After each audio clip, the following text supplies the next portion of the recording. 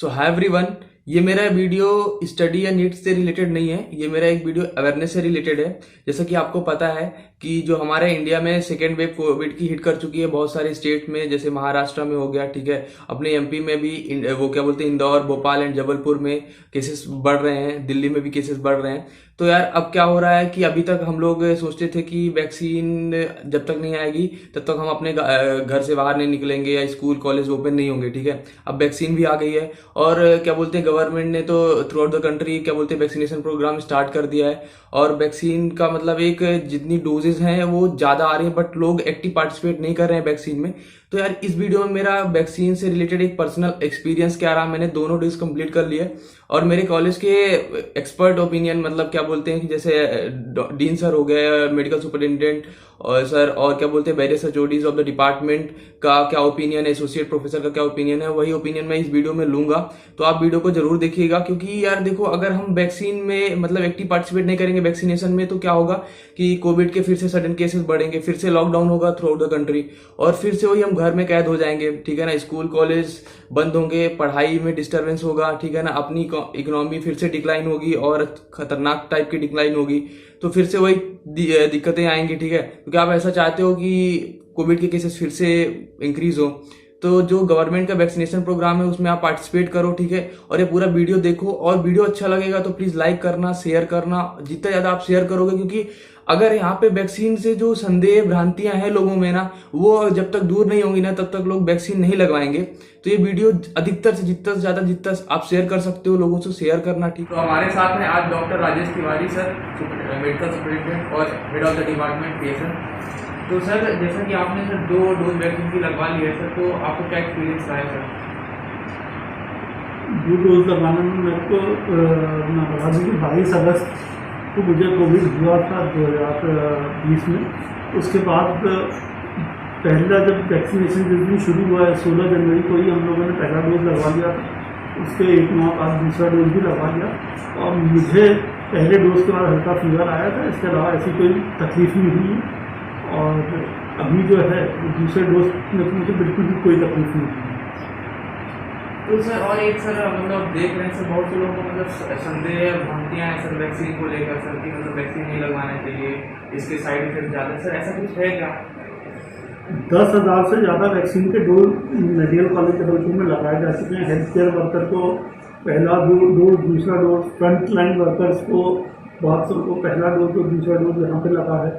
60 years and about, जो 60 साल से ऊपर के सीनियर सिटीजन हैं उन्हें, और 45 साल जिनको कोमॉर्बिडिटी है, आपका डायबिटीज़ है या हाइपरटेंशन है या और कोई बीमारियाँ हैं, ऐसे डोज लगे। एक भी major reaction, serious major reaction नहीं देखा। सामान्य रूप से ये जरूर देखा कि किसी को बुखार आ गया है या किसी को हल्का पेट में थोड़ी सी तकलीफ हुई कि भाई डायरिया एक आध दिन हल्का ठीक हो। इसके अलावा कोई भी मेजर वो नहीं देखा। और अगर वैक्सीन के बेनिफिट देखे जाए तो निश्चित रूप से वो इससे कहीं अधिक। दूसरी चीज़ ये है कि आपका जो वैक्सीनेशन के बाद में जो लोगों को डर लग रहा है, मैंने बताया कि 10,000 से अधिक डोज लगने के बाद में ऐसी कोई मेजर प्रॉब्लम नहीं दिखी है।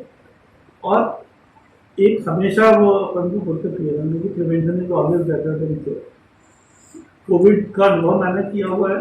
17 दिन और उसके बाद तक के जो तकलीफें होती हैं उससे बहुत बेहतर है कि अगर एक दिन हल्का बुखार भी आया था तो वो उससे बहुत बेहतर है कि हमारा कोई बचाव हो। सर, तो अगर मान लीजिए किसी को पहले से कोविड है तो इस केस में सर हमको मतलब वैक्सीन लगवानी चाहिए कि नहीं लगवानी चाहिए, या फिर मतलब कितने अंतराल के बाद हमको वैक्सीन दें? ये बहुत अच्छा सवाल है, प्रश्न है। तो सबसे पहली बात है, अगर आपको वर्तमान में कोविड का इन्फेक्शन है ना, तो आपको अभी वैक्सीन नहीं लगवाना चाहिए। सबसे पहले इन्फेक्शन को पूरा रिजॉल्व हो जाने दीजिए और उसके 2-3 महीने बाद फिर वैक्सीन लगवाइए। अब इसमें एक और सवाल है कि जिसको पहले कोविड हुआ है वो क्या करें। तो अगर आपको कोविड हुए 2-3 महीने बीत चुके हैं और आप स्वस्थ हो तो आपको वैक्सीनेशन लगवा लेना चाहिए, उसमें कोई हर्जा नहीं है। और वैक्सीनेशन ऐसे लिटरेचर कहता है कि जिनको पहले कोविड हो चुका है उनके लिए सिर्फ एक वैक्सीन का डोज ही पर्याप्त है। पर उसके बाद भी मैं ये कहना चाहूँगा कि अगर आपको अवसर मिलता है तो आप दोनों डोज लगवा के अपना वैक्सीनेशन पूर्ण करवाएं। धन्यवाद। जैसे कि हमारे पास 2 वैक्सीन का ऑप्शन है इंडिया में, एक कोविशील्ड है और एक कोवैक्सीन है। तो सर मतलब कौन सी हमको लगवानी चाहिए, कौन सी ज़्यादा बेनिफिशियल और उसकी एफिकेसी ज़्यादा है? देखिए, कोविशील्ड और कोवैक्सीन 2 तरह की जो वैक्सीन है वो अलग अलग यहाँ पे यूज़ की जा रही है।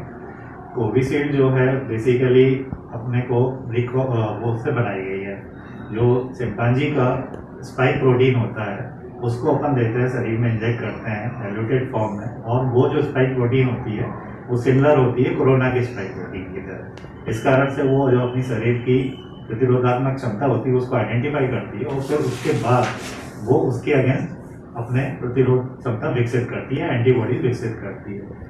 जो अपनी कोवैक्सीन है वो एक्चुअली एक तरीके से लाइक एटीन्यूएटेड वैक्सीन है, जिसमें हमने कुछ वैक्सीन जो अपने कोविड-19 कराने वाले वायरस है उसको हमने एटीन्यूएटेड फॉर्म में शरीर में डालते हैं, और उनकी क्षमता इतनी नहीं होती है कि वो अपने शरीर में रोग उत्पन्न कर सकें, लेकिन रोग प्रतिरोधक क्षमता विकसित कर सकते हैं। दोनों ही वैक्सीन ऑलमोस्ट सेम है और उनमें मेजर कोई साइड इफेक्ट देखने को नहीं मिला है, इसलिए चाहे कोवैक्सीन लें चाहे कोविशील्ड लें, दोनों की एफिकेसी लगभग बराबर है। अभी जो रिसेंट में अभी जो तथ्य सामने आया उसमें ये समझ में आया है कि पहली डोज और दूसरी डोज में 4 हफ्ते की जगह 6 से 8 हफ्ते का डिफरेंस होना चाहिए, जिससे प्रतिरोधक क्षमता और ज़्यादा अच्छी होती है।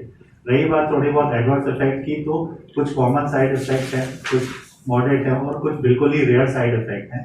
लेकिन वैक्सीन लेने से पहले जो व्यक्ति वैक्सीन ले रहा है उसको ये जरूर बताना चाहिए कि उसको किसी पर्टिकुलर सब्सटेंस से एलर्जी तो नहीं है, या वो फीवर में तो नहीं है, या अभी भी ये प्रेग्नेंट या छोटे बच्चों में अभी ये टेस्ट नहीं करी गई है, तो उन लोगों को भी अभी इससे बचाव करना चाहिए। जो प्रेग्नेंट लेडीज है उनको नहीं लेना चाहिए। तो सीवियर एलर्जी वाले हैं उनको भी अभी अपन ऐसा मान के चल रहे हैं कि उनको ये नहीं लेना चाहिए, क्योंकि कोई भी एनाफिलेक्टिक रिएक्शन हो सकती है। रही बात थोड़ा सा बुखार आने की या नेचुरल साइड पर दर्द होने की, लंप होने की, टेंडरनेस रहने की, इस तरह की थोड़ी वीकनेस रहने की, इस तरह की कुछ वो जो साइड इफेक्ट थोड़े से समझ में आए, लेकिन वो उस समय बहुत ही कॉमन है और किसी भी तरह की वैक्सीन में जब हम बच्चों को भी लगाते हैं तो भी होती है। तो इस तरीके से ऐसा सोचना कि ये ज़्यादा अच्छी है, इसकी एफिकेसी ज़्यादा अच्छी है, तो थोड़ा बहुत अंतर जरूर है। लेकिन अभी इम्पोर्टेंट ये है कि जो भी वैक्सीन ले जरूर लें, और सही समय पर लें, सही अंतराल पर लें, और अपने उस जो भी कंप्लेंट यदि उसके बाद कुछ हो रही है तो तुरंत अपने हेल्थ केयर प्रोवाइडर से संपर्क करें, उसको छुपाए नहीं या उससे डरे नहीं। डरने की जरूरत बिल्कुल नहीं है, सिर्फ उन्हें जागरूक करें। आज हमारे साथ हैं सीनियर सिटीजन जिनको मतलब वैक्सीन लगने वाली है फर्स्ट डोज, क्योंकि अभी एक रूल आया है कि जो सीनियर सिटीजन को भी वैक्सीन लगेगी और 45 प्लस वाले को भी वैक्सीन स्टार्ट करना हो जाइए। तो आज जो हमारे मेडिकल कॉलेज में है, तो आज हम वही बात करने वाले हैं कि इनको मतलब किससे प्रोत्साहन मिला है वैक्सीन के बारे में। तो अम्मा आप बताओ, आपका नाम क्या है? गीता नेमान। अच्छा, तो आपको मतलब किससे प्रोत्साहन मिला है वैक्सीन लगवाने का? सब बच्चे जागरूक बने और तो मतलब डर कोई लग रहा था कि नहीं कुछ आपको? डर मतलब किससे आप मतलब किससे आपको प्रोत्साहन मिला कि आपको वैक्सीन लगवानी चाहिए और फिर कोरोना मुक्त होना? रोज पढ़ते हैं पेपर में, जागरूक होना चाहिए, सभी नागरिकों को जागरूक होना चाहिए। यहाँ आने से पहले मन में कोई संदेह नहीं था कि ये वैक्सीन कैसी है? कई चीजें पढ़ने को आ रही हैं, कई चीजें सुनने को मिल रही हैं। नहीं, हम रोज पेपर पढ़ते हैं। आप ये वैक्सीन अभी यहाँ सीनियर सिटीजन के लिए 1 महीने से शुरू हो चुकी थी 1 तारीख से, पर अभी तक आते आते 20-25 दिन क्यों लग गए? अब यहाँ आना नहीं पड़ा, बच्चों के साथ आना पड़ता के केवल आने की दिक्कत थी। हमारे जो छोटा बेटा है हम दोनों को लेके आया। आपके आसपास के जो लोग हैं उनमें क्या उत्साह है? सभी को लिए हम जागरूक करेंगे कि आप लोग जाओ। अभी लोग आने को तैयार नहीं हो रहे आपके साथ? आप अकेली आई, आसपास से नहीं पूछा आपने कि चलो चले? कुछ है ना सरकारी वाले हैं तो अपने आप अस्पताल में लगवा चुके हैं। तो आपने कभी किसी से कोई संदेह नहीं सुना या आपके मन में कभी कोई संदेह नहीं उत्पन्न हुआ? आपके लिए अच्छा लगा हमको। लगवा भी आज परसों के दिन खाना खा के नहीं आए थे, आ जाए। आप खाना खा के नहीं आए, ये एक बहुत जरूरी मैसेज है जो लोगों को पहुंचना चाहिए कि कुछ चीजें हैं जो यहाँ आने से पहले सुनिश्चित की जाए। ठीक है, आप बताना चाहेंगे आपने यहीं आके अपना नाम दर्ज करवाया या घर से ये सुविधा है या आपको जानकारी थी? मैं घर से जानकारी घर से जानकारी थी। आपने शायद दर्ज भी करवाया था नाम। हाँ, मेट्रो में करवाया था, तो नंबर नहीं आ पाया, तो हमने कहा कि चल मेडिकल कॉलेज में आ। आम जन के लिए सुविधा दी गई है कि वो घर बैठे भी अपना नाम दर्ज करवा सकते हैं। अगर उन्हें लगता है कि यहाँ आने में कुछ समय व्यतीत होगा या उन्हें इंतजार करना पड़ेगा, आप घर पे किसी भी एंड्रॉइड एप्लीकेशन से आरोग्य सेतु पे या कोविन ऐप पे खुद का रजिस्ट्रेशन करवा के आ सकते हैं। ये जब से आम जनता के लिए खुला है कोविन ऐप, तब से ये सुविधा दी जा रही है। उसके बावजूद अगर आपको कोई भी दिक्कत है, आप किसी भी केंद्र पे जाके अपना रजिस्ट्रेशन करवा सकते हैं। आसपास के जो आपके पहचान वाले लोग हैं, जो आपके मित्रगण हैं, उनको भी समूह में लाने का प्रयास कीजिए। जितनी जल्दी ये टीकाकरण व्यापक रूप से प्रसारित किया जाएगा, उतना ही सुविधा लाभदायक ये न केवल हितग्राही को है, पूरे समाज के लिए है, पूरे देश के लिए, पूरे देश के लिए। इसलिए हमारी सरकार धीरे धीरे जो उम्र के पड़ाव है, कुछ तकनीकी समस्याएं आती हैं, उसको लेते हुए धीरे धीरे ये उम्र के पड़ाव कम करती जा रही है। अभी आपने देखा कि जब 60 से खुला, तब 45 से 59 आयु वर्ग के लिए कुछ बीमारियां थी जिन्हें प्रायोरिटी पे रखते हुए, क्योंकि वो लोग, उनको टीकाकरण अति महत्वपूर्ण है हो जाना। ठीक है, अब 1 अप्रैल से, इस 1 महीने में हमने उन्हें कवर किया। अब 1 अप्रैल से आने वाले समय के लिए उनको भी, उस एज ग्रुप वाले जो लोग हैं 45 से 59, उसके लिए भी उन बीमारियों का होना भी लाजमी नहीं रह जाएगा। आप सभी को टीकाकरण किया जाना है। इसमें डॉक्टर दीपक, अभी आपके जो वीडियो देख रहे हैं, इसमें ये नीचे एक लिंक शेयर की जा रही है। इस लिंक पे जाके आप अपने घर बैठे खुद को रजिस्टर करके केंद्र पे पहुंचे, जिससे आपका भी समय बचेगा। बाबा जी, ये हमारे पास एक हितग्राही हैं जो तेंदुखेड़ा से यहाँ आए हैं जबलपुर टीकाकरण लगवाने। आपके शहर में, आपके कस्बे में क्या लोगों में जागरूकता है इस वैक्सीन की? टीका लगवाने सभी लोग ले रहे हैं? कोई संदेह या संशय लोगों के मन में? कोई संदेह नहीं। आपको कौन सी वैक्सीन दी गई है? फर्स्ट नाम वैक्सीन का? कोविड-19। कोविड-19। आपको कौन सी वैक्सीन दी गई है? कोविशील्ड। आप लोगों को कोविशील्ड वैक्सीन कौन सी वैक्सीन दी गई है? कोविशील्ड। साइड ले ये उतार